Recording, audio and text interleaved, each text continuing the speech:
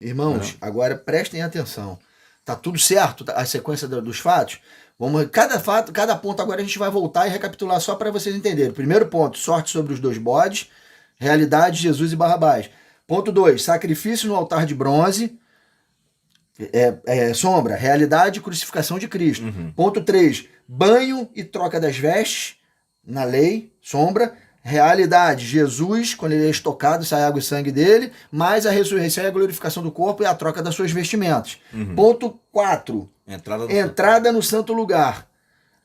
Na realidade, a ascensão de Cristo ao quando céu. Ele sobe aos céus, né? Naquele momento ele já está entrando no santo lugar. No santo lugar não feito por mãos humanas. Isso aí. Mas a realidade daquele que foi feito aqui na terra. E agora o ponto 5. Irmãos, é tremendo isso. Esse texto é muito É tremendo.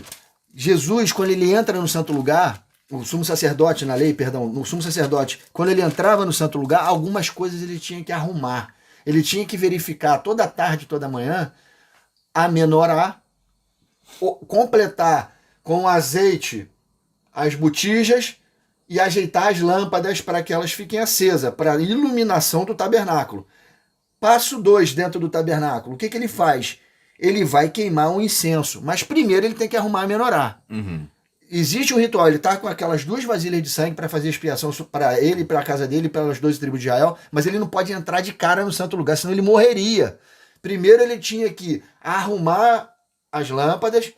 Depois ele queimava o incenso para esfumaçar Existe o santo... toda uma ordem cronológica. Não é de qualquer jeito. Então vamos lá. Vamos lá. Ele está agora no ponto 5. Arrumação da menorá. Jesus faz isso? Faz. É o recado às 7 igrejas em Apocalipse 1, dos versos 10 a 14. Lê aí pra gente. Eu fui arrebatado em espírito no dia do Senhor. Que é o dia da expiação. Exatamente. É o dia que a gente está falando aqui. O dia do Senhor. Quando ele vem e expia os pecados. Ele está na sequência, irmãos. Olha só, tudo que a gente falou aqui esse estudo é sobre a expiação. Eu ouvi detrás de mim uma grande voz como de trombeta, que dizia: o que vês? Escreve-o em um livro e envio às 7 igrejas que estão na Ásia, a Éfeso, e a Esmina, e a Pérgamo, e a Tiatira, e a Sardes, e a Filadélfia, e a Laodiceia, para nós, para a igreja. As 7 igrejas é a plenitude das igrejas. É a plenitude das igrejas. E virei-me para ver quem falava comigo. E virando-me vi, olha aí, 7 castiçais de ouro. E no meio dos 7 castiçais, um semelhante ao Filho do Homem. Agora, veja a vestimenta dele. Já está trocada a veste. Já está trocada as vestes, ó. Vestido até os pés de um vestido comprido e cingido pelo peito com um cinto de ouro. E a sua cabeça e cabelos eram brancos como uma lã branca, como a neve, e os seus olhos como chamas de fogo. Isso aí. Quem é esse, irmãos?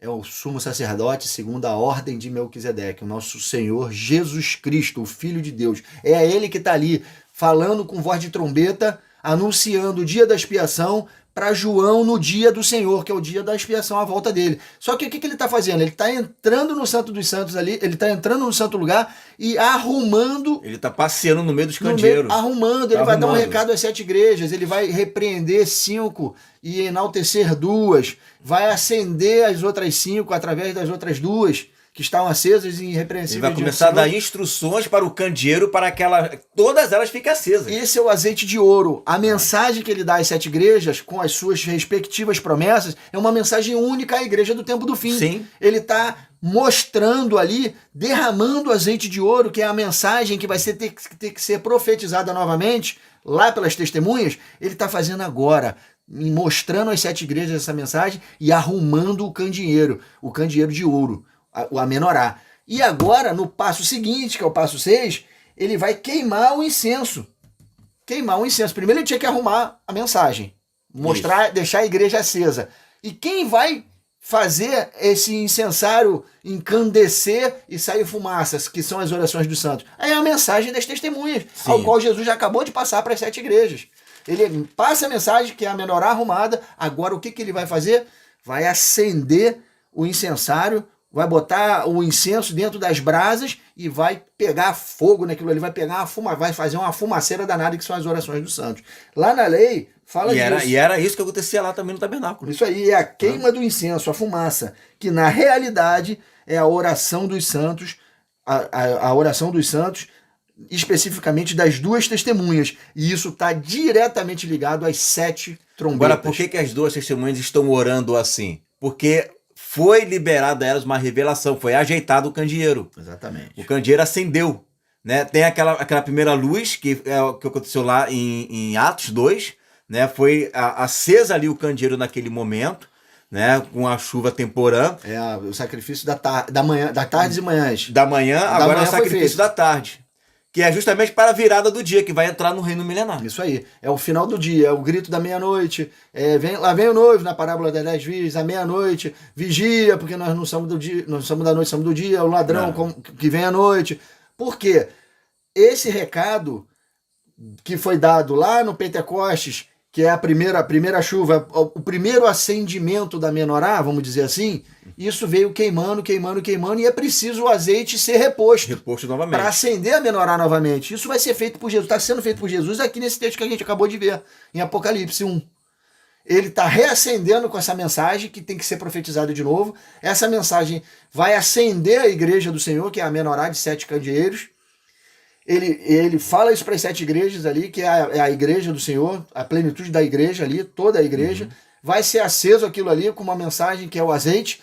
E aí o que vai acontecer, irmãos? As testemunhas, as duas testemunhas, cheio da unção de ouro, cheio da unção do azeite de ouro, azeite puro, conhecimento cétuplo, que foi passado com essa mensagem que João entregou às 7 igrejas, vai acender tudo novamente. É a última chuva. Vai acender a igreja de novo, vai acontecer o novo avivamento. E o maior de todos, como nunca aconteceu. E as testemunhas vão fazer milagres e prodígios maiores que o Filho de Deus não fez. É quando ele fala que vocês farão coisas maiores do que eu fiz. Trancar o céu por 3 anos e meio, transformar rio em sangue, acabar com a terça parte da vegetação. Nós vamos ter poder sobre a natureza. Sobre a natureza. E aí, irmãos, essas orações dos santos, que são acesas agora aqui, que são colocadas no incensário e esfumaçando o santuário, na lei, na realidade, elas são as 7 trombetas. E a gente Pedro, como assim são as 7 trombetas? Nós vamos ler os textos e vocês vão ver. Olha aqui, é o 6º ponto. Queima do incenso, fumaça. Na realidade, oração dos santos, das duas testemunhas e as 7 trombetas que vão tocar. Apocalipse 8, de 1 a 6. Posso ler aqui? Manda ver. E havendo aberto o 7º selo, fez-se silêncio no céu por meia hora, quase meia hora, né? E viu 7 anjos que estavam diante de Deus e foram-lhe dadas 7 trombetas. E vi outro anjo pôr-se junto ao altar, tendo um incensário de ouro. Olha aí, vai linkando as revelações que a gente está dando. Vai linkando a realidade com a sombra. E foi-lhe dado muito incenso para pôr com as orações de todos os santos sobre o altar de ouro que está diante do trono. E a fumaça do incenso subiu com as orações dos santos, desde a mão do anjo até diante de Deus. E o anjo tomou o incensário e encheu do fogo o altar. Fogo do altar. E o lançou sobre a terra. E houve depois vozes e trovões e relâmpagos e terremotos.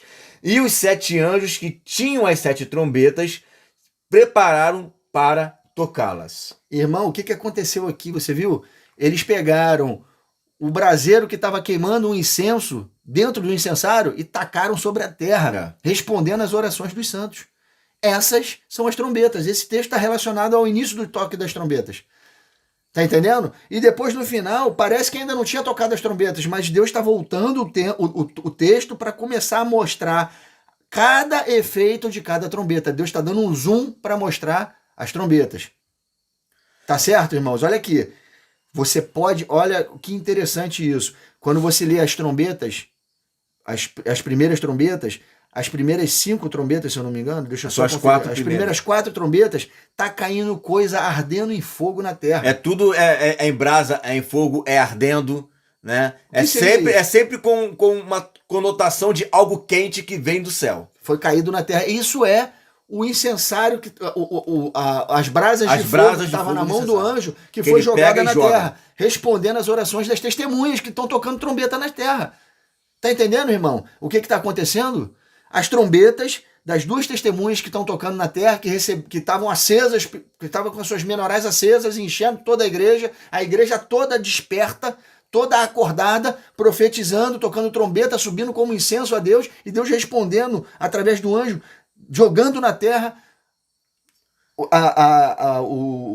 a brasa, do trono, jogando na terra e causando as calamidades. E é bom lembrar que no capítulo 6 de Apocalipse tem almas debaixo do altar clamando por justiça.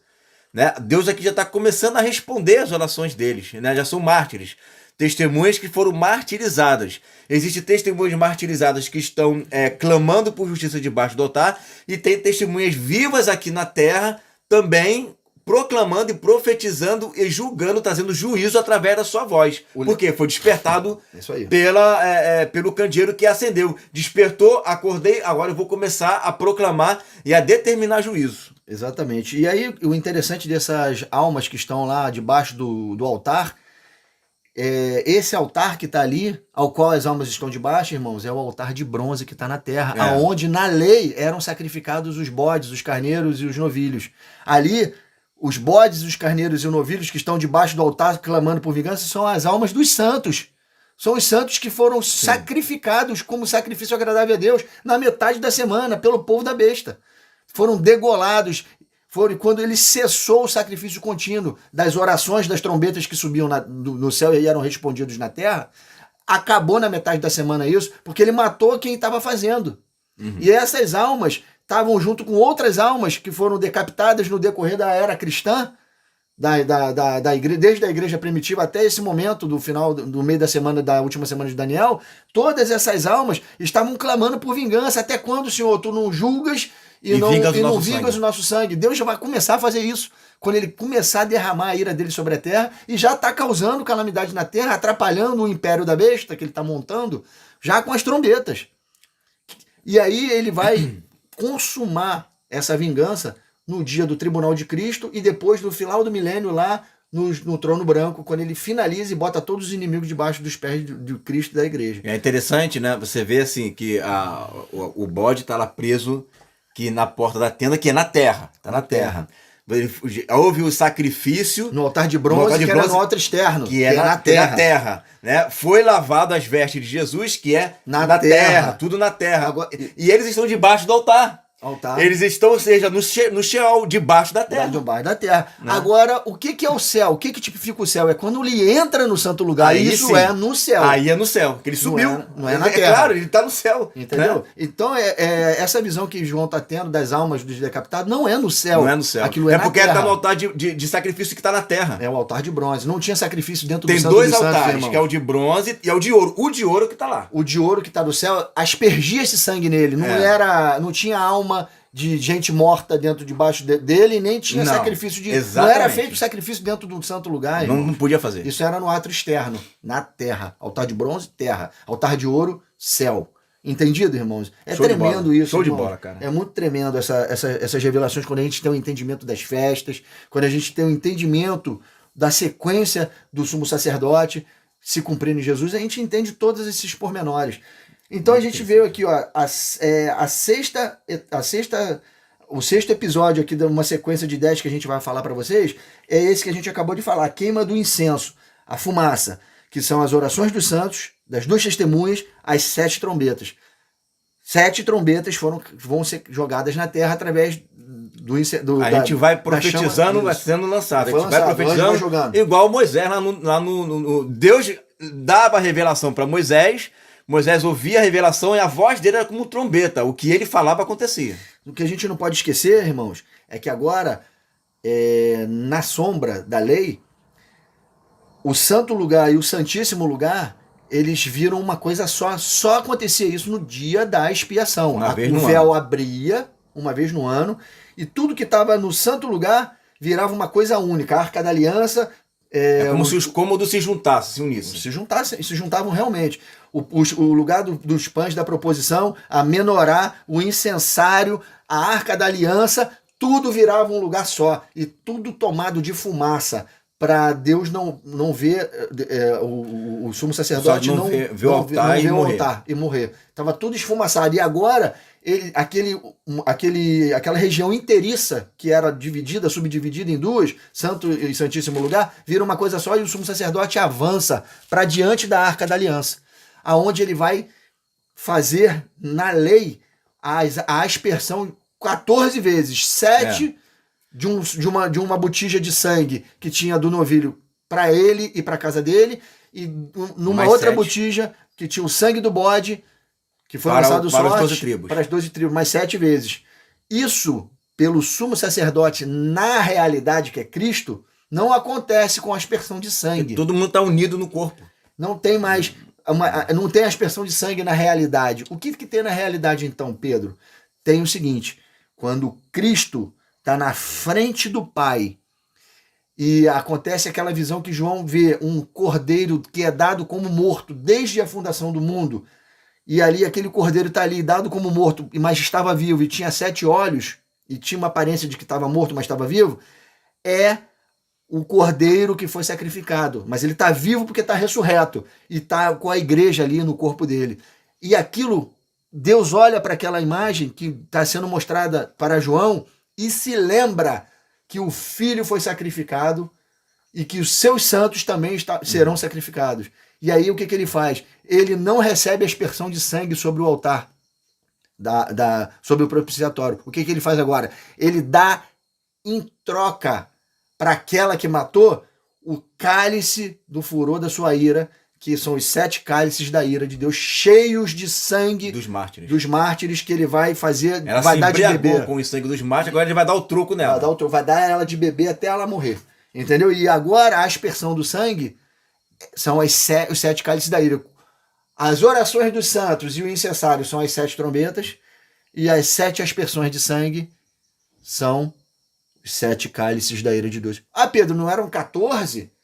Eram 14, irmãos. Mas Jesus não vai fazer. Deus não vai se vingar das 12 tribos de Israel. Não, claro que não. E não vai se vingar da família do sumo sacerdote. Ele vai se vingar dos seus santos 7 vezes, uma única vez. E tem texto para isso. Simples, vamos lá, vamos ler então. Nós lemos o sexto passo, que é a queima do incenso. Agora nós vamos ler a aspersão do sangue no propiciatório. Sombra, realidade, os 7 cálices da ira. Lá na sombra ele aspergia 7 vezes, né? Agora a gente vai ver agora aqui. Apocalipse 15, 8 é a continuação de Apocalipse 8, 1 a 6. O ritual de que o santo lugar está todo coberto de fumaça continua para a aspersão do sangue sobre o propiciatório na lei. Vamos lá, Apocalipse 8, de 1 a 6. É 15... Apocalipse 15, 15 versículo 8. Aí fala assim, ó: e o templo encheu-se com a fumaça da glória de Deus e do seu poder. E ninguém podia entrar no templo. Como é que não pode entrar no templo? Só o sumo sacerdote está ali. Só o sumo sacerdote. Até que se consumasse as 7 pragas dos 7 anjos. Os 7 flagelos dos 7 anjos. Então se encheu de fumaça, né? E é exatamente na mesma figura lá de Isaías capítulo 6, que quando Isaías ele entra na casa de Deus, né, no santuário, se enche de fumaça, né? Ele é purificado com uma brasa que é tirada do altar, então é trocado as roupas dele, ele é purificado, e a partir de então ele tem que começar a profetizar ali na terra de Israel que haverá assolações na terra, né? Ou seja, ele é uma voz de trombeta ali. Houve o quê? Uma purificação, houve foi aceso, né, o despertar profético dele. Ele já era profeta, mas precisava reacender de novo essa chama profética dele. Reacendeu essa chama profética dele, foi purificado, o templo se encheu de fumaça e ele foi enviado para começar a profetizar assolações que haveriam sobre a terra. Estava vendo uma tipologia de sumo sacerdote em Isaías. Exatamente. E outros profetas também recebem sobre si a tipologia do Filho do Homem, do Filho de Deus. Em vários profetas acontece isso. Em Zacarias acontece isso. Em Zacarias não, em Ezequiel acontece isso. No Vale dos Ossos Secos, enfim. Alguns outros profetas. Oséias, no casamento, são várias tipologias, né, apontando como sombra o que seria a realidade. Que é Cristo. Beleza, então olha aqui. Apocalipse 14, de 9 a 12, a gente vai ver os 7 flagelos sendo devolvidos agora. Em vez de aspersão no altar de Deus, Deus vai aspergir sobre a terra em forma de cálice da sua ira. Vamos lá. Apocalipse 14, versos de 9 a 12, diz assim: seguiu-se a estes outro anjo, o terceiro, dizendo em grande voz: se alguém adora a besta e a sua imagem e recebe a sua marca na fronte ou sobre a mão, também esse beberá do vinho da cólera de Deus, preparado sem mistura do cálice da sua ira, e será atormentado com fogo e enxofre diante dos santos anjos na presença do Cordeiro. Olha aí. Irmãos, é tremendo isso. Verso 12. Verso 11. A fumaça do seu tormento sobe pelos séculos dos séculos e não tem descanso algum, e nem de dia e nem de noite. Os adoradores da besta e da sua imagem e quem quer que receba a marca do seu nome. Aqui está a perseverança dos santos, os que guardam os mandamentos de Deus e a fé em Jesus Cristo. Aqui ele fala da sua ira, como cálice da sua ira, e a ira vindoura, que é a ira que é jogar vivo no lago de fogo e enxofre. Tá certo? Depois da condenação. E aqui se consuma a ira de fato. Toda a ira de Deus. Os 7 cálices e o destino final, que é lago de fogo e enxofre. Beleza? Ele deu de beber da sua ira. Cálice da sua ira. E a completude dela, que é o lago de fogo e enxofre. Apocalipse 16, tá aí? De 5 a 6 diz aí. Vamos lá. Eu vi o anjo das águas, que dizia: Justo és tu, ó Senhor, que és e que eras, e santo és, porque julgaste essas coisas. Visto como derramaram o sangue dos santos e dos profetas, também tu lhes darás deste sangue a beber, porque disto são merecedores. Amém, irmão. Então, olha só que coisa, irmão. Porque no sangue, ela se embriaga do sangue dos santos, agora ele vai retribuir a elas. Agora, da mesma forma como eles morreram, você também vai morrer. Né? Você vai beber, você vai se embriagar com o sangue dos santos. Só que em forma de calamidade. De calamidade. Os 7 cálices da ira. Você pode ver que os 7 cálices da ira, todos eles acertam a besta, o povo da besta e o seu trono. É para destruir. E o 7º cálice da ira é a saraivada de pedra, quando Cristo vem cumprir o furor da ira de Deus mesmo, o lagar do furor da ira de Deus, pisar os inimigos na batalha.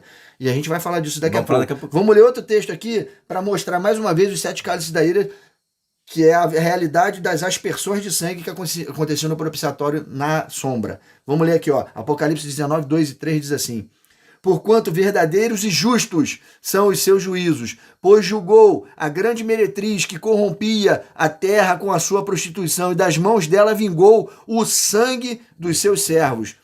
Segunda vez disseram, aleluia, e a sua fumaça sobe pelos séculos dos séculos. Quando ela é exterminada, lançada viva no lago de fogo e enxofre. É o último cálice aí. Né? Entendido, irmãos? Vocês estão vendo a associação de uma sombra, que era uma aspersão de sangue 7 vezes no propiciatório, e a realidade, que são 7 cálices da ira sendo aspergidos na terra, em forma de calamidade sobre o reino da besta, sobre a besta e sobre o povo que adorava ela e colocou a sua marca. Olha como Deus é tremendo, irmão. Trombetas em forma de oração, cálices de sangue da ira de Deus. Deus retribuindo, devolvendo, fazendo justiça aos santos. Né? Ou seja, tudo isso está lá no tabernáculo, só que quem lê não vai entender nada. Não vai entender nada. Né? Não vai entender nada. Porque está obscuro, está em sombra. Isso ocorre tanto em Cristo quanto na sua igreja. Vou recapitular, irmãos. Vamos lá. 1. Sorte sobre os 2 bodes. 2. Sacrifício no altar de bronze. 3. Banho e troca das vestes. 4. Entrada no santo lugar. 5. Arrumação da menorá. 6. Queima do incenso, a fumaça. 7. A aspersão de sangue no propiciatório. Eu estou falando a sombra e a gente já sabe qual é a realidade que a gente está acabando de falar. E agora já está acabando já os ofícios ali, o que tem que fazer, já está terminando. Isso aí. O 8º ponto é a saída do Santo dos Santos. Tem que ter a saída. A saída, ela acontecia no soar da 7ª trombeta. É uma 7ª trombeta diferente, irmãos. Não é a 7ª trombeta que acontecia na festa das trombetas. Isso é um maior equívoco. A festa das trombetas acontecia para o povo se preparar para o dia da expiação. Tinha que se arrepender, afligir suas almas, levar suas ofertas para o dia 10 do mês 7, acontecer todos esses sacrifícios, esses rituais que a gente falou aqui. Mas existia... como é que a gente tem que diferenciar a 7ª trombeta, então? Quando a gente olha para o dia do jubileu, na santificação do 50º ano. No ano 49, quando se repetia a festa 7 vezes, por 7 anos, no ano 49, existia uma trombeta de chifre de carneiro berrante, que na nossa tradução está escrita como jubileu, essa palavra não existe, essa palavra é chifre de carneiro berrante. Essa trombeta que percorria toda a terra de Israel na sombra é a tipologia da sétima trombeta que vai cruzar toda a terra no dia da vinda de Cristo. É essa trombeta de chifre de carneiro berrante que vai santificar o 50º dia, que é o dia do jubileu, o ano aceitável do Senhor, que é o milênio na terra. Exatamente. O dia da instauração do milênio na terra. É quando Cristo sai do Santo dos Santos para vir estipular o ano aceitável do Senhor. Esse texto que nos mostra a saída do Santo dos Santos, está lá, que é o toque da sétima trombeta, a trombeta de chifre de carneiro berrante, que é a volta de Cristo, está em Levítico 25, de 8 a 10. Lê para nós aí, irmão. Também contarás 7 semanas de anos, olha aí. Linka as 70 semanas de Daniel. Linka aí, tudo linkado. 7 vezes 7 anos, de maneira que os dias das 7 semanas de anos te serão 49 anos, olha aí, gente. Então, no mês 7º, olha aí, no mês 7º, que é o mês dos tabernáculos, ao 10 do mês, farás passar a trombeta do jubileu, no dia da expiação. Olha a expiação, é o que nós estamos estudando. É o nosso né? dia, é o dia da redenção. Fareis passar a trombeta por toda a vossa terra. Por que toda a vossa terra? Ali é toda a terra de Israel. Aqui vai ser todo o planeta Terra, né? E santificareis o ano 50º, e apregoareis liberdade na terra a todos os seus moradores. Ano de jubileu vos será, e tornareis cada um a sua possessão, e tornareis cada um a sua família. Amém, irmãos. Maravilha, né? Saiu do Santo dos Santos, dia da expiação. Tocou o berrante. Ali se cumpre o dia da expiação. É o que fala lá em Paulo, quando ele diz, né, que é o dia do Senhor, o dia de Cristo, ou seja, é um evento só onde ele vai reunir nos ares a sua igreja. É reunião solene, isso aqui é reunião solene. Claro. Irmãos, tu tá vendo como o pré-tribulacionismo enrola tudo?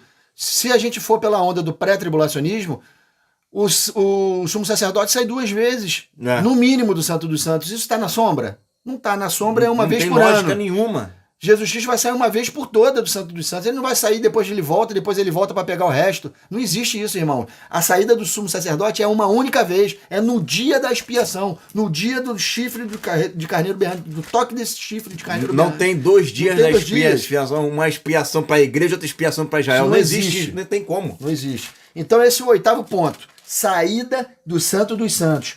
O 9º ponto. Agora, irmãos. Tem aquele texto de Apocalipse 11:15. Que ele vem para o 7ª trombeta. Lê. Né? Fala assim, ó, e tocou o 7º anjo a sua trombeta. Olha o jubileu. E houve no céu grandes vozes que diziam, os reinos do mundo vieram a ser nosso Senhor e seu Cristo, e ele reinará para todo sempre. Né? Ou seja, neste momento aqui é o que acontece lá em Levítico. É isso Toca o berrante, né? Toda a terra ouve, e ele faz uma reunião solene para quê? Para entregar a terra e trazer paz para a terra e dar liberdade à igreja e a criação que está debaixo do cativeiro da corrupção. Se cumpre aquelas 7 maravilhas que falam para Daniel 9:24. No cumprimento das 70 semanas. Expiação de pecado, cessar da iniquidade, selamento da profecia, ungir o santo dos santos. Tudo está ali. Tudo está aí acontecendo aqui. Está acontecendo ao mesmo tempo. É maravilhoso isso daí. Olha só, então vamos lá. Nós lemos aí. Agora, o 9º ponto. Agora, irmãos, preste atenção. O irmão Igor falou desde o início que um bode entrou para ser sacrificado e colhido o sangue dele para ser aspergido dentro do véu lá, dentro do Santo dos Santos. Mas ficou um bode de fora da tenda da congregação. Se lembra? Esse bode vai entrar em ação agora. Ele estava na terra. Ele estava lá, guardado para ser lançado como bode emissário. Olha aqui, ó. Vou recapitular no Levítico 16, no verso 20, diz assim: havendo, pois, acabado de fazer expiação pelo santuário, pela tenda da congregação e pelo altar, então fará chegar o bode vivo. Arão porá ambas as mãos sobre a cabeça do bode vivo e sobre ele confessará todas as iniquidades dos filhos de Israel, todas as suas transgressões e todos os seus pecados, e os porá sobre a cabeça do bode e enviá-lo-á ao deserto. Esse é o bode para Azazel, é o bode emissário. Toda a sorte, todo o pecado do povo de Israel foi remido pela morte de um bode e agora vai ser expiado pelo segundo bode, que é o verdadeiro culpado que estava solto, e ele vai ser solto, lançado sorte para ele no deserto, onde ele vai morrer também. Só que um morreu para remir com sangue o povo de Israel. Esse vai morrer porque ele é o culpado e vai viver até morrer no deserto. Aonde está a realidade disso? A realidade disso está no anticristo, no espírito do anticristo. É a hora da volta de Cristo que ele dá cabo do segundo bode, que é o bode para Azazel. Agora ele vai pegar esse bode, vai lançar ele na prisão, que esse espírito do anticristo é o espírito que está sobre a besta, que são povos, línguas e nações, e sobre o falso profeta, que é a persona, o homem em que o espírito do anticristo vai se personificar e vai ser o poderoso, o chefe, o homem vil. Então o espírito do anticristo está sobre o falso profeta e está sobre povos, línguas e nações, que é a besta. Gog e Magog. O Gog é rei de Magog. Entendido, irmão? Aí, esse cara, esse espírito do anticristo, que é um espírito que usa homens, usa o falso profeta e usa povos, línguas e nações, Jesus vai dar cabo dele agora, vai aprisionar ele, falso profeta e besta. Vai jogar no abismo. E vai lançar depois no lago de fogo e enxofre vivo. E o diabo, que é o culpado de tudo isso, porque o anticristo não é o diabo, Paulo fala que o anticristo é segundo a eficácia de Satanás, ele não é o próprio Satanás, o diabo vai ser aprisionado no abismo, lá no abismo, e a besta e o falso profeta vão ser aprisionados para serem julgados no tribunal de Cristo, para serem lançados vivos no lago de fogo e enxofre. Tá certo? Esse anticristo, esse espírito do anticristo é a tipologia do bode emissário.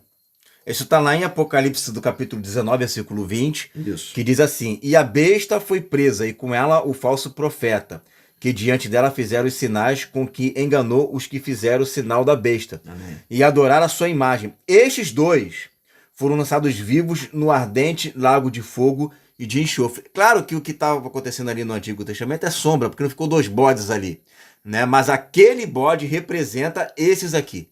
Tá? Então aqui dali é como Hebreus fala, não é a exata expressão das coisas, não é exata, é sombra, não é perfeita. Não é perfeita a expressão, é parecido, né? Então você observa que quando Jesus vem, que a gente vai falar aqui, né, tem um arrebatamento da igreja, né?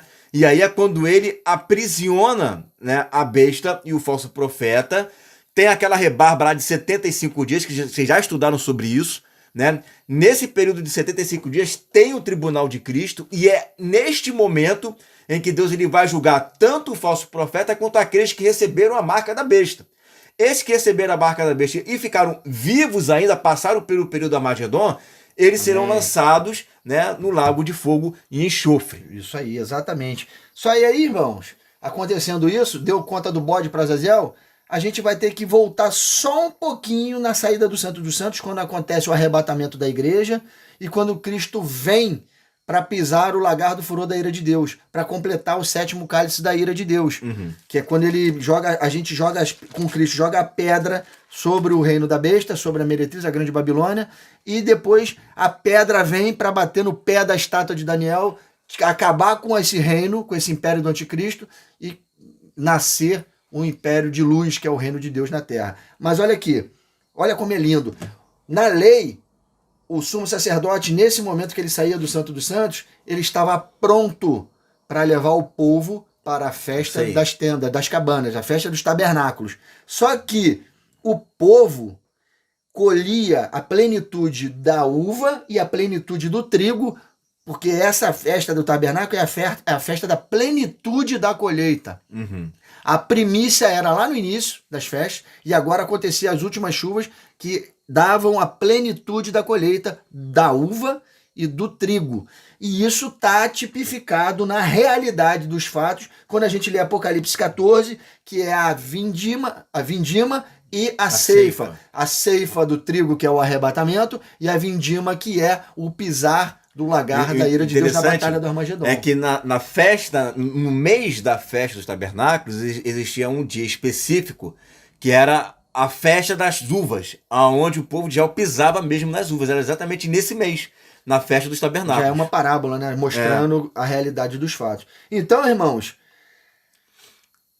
acontecia antes da festa dos tabernáculos, na lei, o povo tinha que chegar, não podia chegar de mãos vazias nessa festa, porque era a festa da gratidão, de todo um ano de plantio, de colheita, de fartura.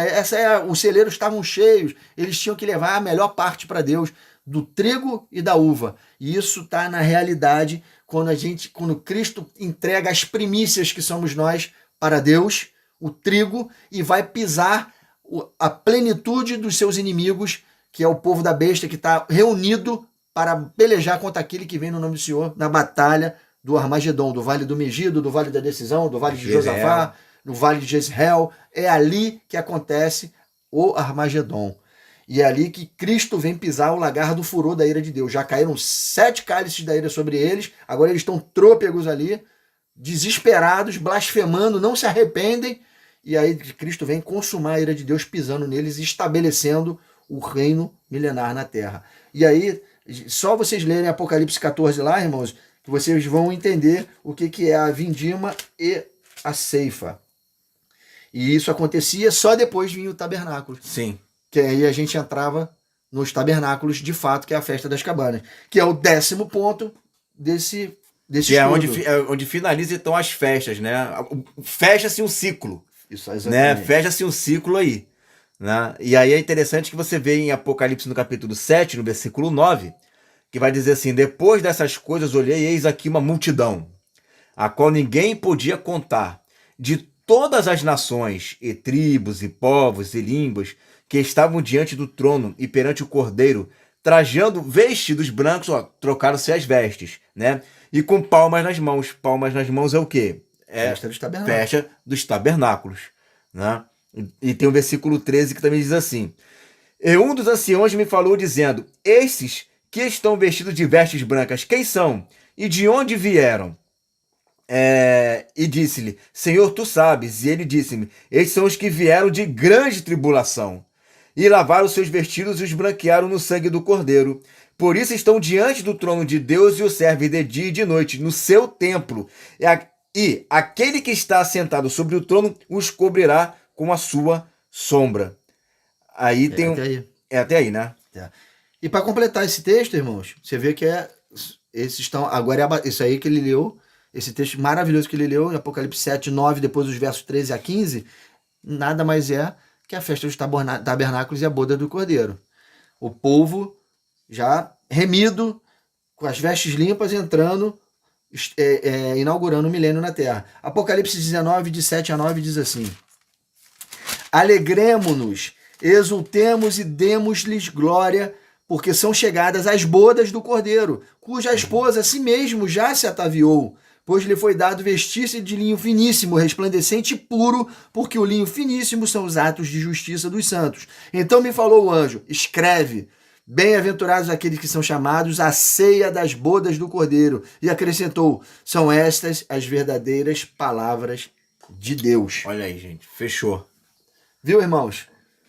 Se conseguiu ver o quão é maravilhoso o dia da nossa redenção, que é o dia da expiação, ou o dia da volta de Cristo. Isso tudo vai acontecer literalmente. Hoje a gente deslumbra isso pela fé, deslumbramos o Filho de Deus no Santo do Santo, expiando nossos pecados até hoje. Todas essas coisas vão acontecer e vão ser respondidos em forma literal de calamidades na terra, trombetas, cálice da ira, tudo isso vai acontecer. Tudo isso causado por uma igreja acesa, revigorada, reavivada, com azeite de ouro, profetizando por 3 anos e meio sem morrer, fugindo para o deserto, continuando profetizando, anunciando a vinda de Cristo pelo deserto, anunciando as trombetas, anunciando os cálices da ira de Deus, e tudo isso acontecendo na terra. Irmão, vão ser dias catastróficos, mas vão ser dias maravilhosos, porque a palavra diz: quando vires todas essas coisas acontecerem, erguei os seus olhos e olhai para o céu, porque está próximo o dia da sua redenção. Amém, irmãos? Acaba contigo agora as considerações finais aí. Não, que sim. Vai estar contigo lá no canal. Eu estava fazendo esse estudo aqui com ele, eu fiquei maravilhado.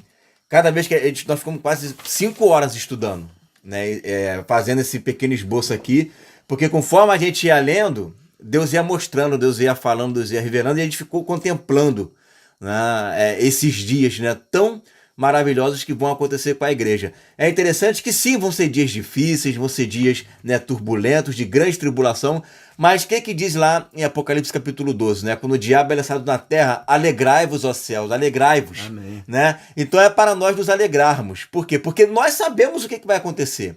Nosso rei está voltando. Amém. Né? Nosso Jesus está voltando. E tudo isso que nós aprendemos através da sombra é para que você entenda que o que nós estamos ensinando está respaldado nos profetas, na lei. É uma palavra só, né?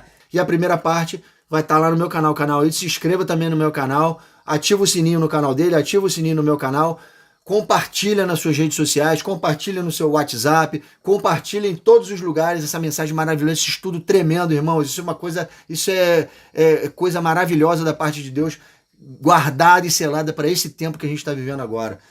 Espero que vocês tenham gostado, se inscrevam nos nossos canais, um abraço e até o próximo estudo. Valeu, galera, tchau. Um abraço.